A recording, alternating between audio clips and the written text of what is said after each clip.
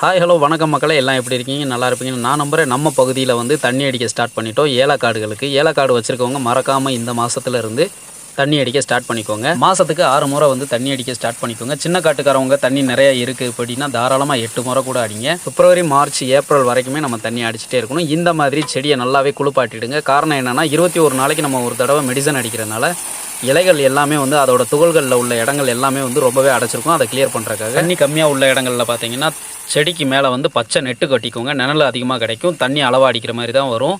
இந்த மாதிரி சரம் போட்டிருக்கு அப்படின்னா பைப்பில் ஊசியை வச்சு அடிக்கக்கூடாது, மண்ணெல்லாம் கரைச்சிட்டு போயிடும். பூவை லாக் பண்ணி இதுக்குன்னே பூவு விற்கிறாங்க. அந்த பூவை மாட்டி நம்ம ப்ரெஷர் அடித்தோம் அப்படின்னா பூவாக போய் வெறும் துகளாக போய் விழுகும். தண்ணி பவுட்ரு மாதிரி போய் விழுகும். மண்ணை கரைக்காது. ஏலம் விவசாயத்தில் ஏதாவது சந்தேகம் இருந்துச்சுன்னா கீழே நம்பர் கொடுக்குறோம், மறக்காமல் கால் பண்ணுங்கள். அடுத்தடுத்த வீடியோ நாங்கள் போஸ்ட் பண்ணிக்கிட்டே இருப்போம்.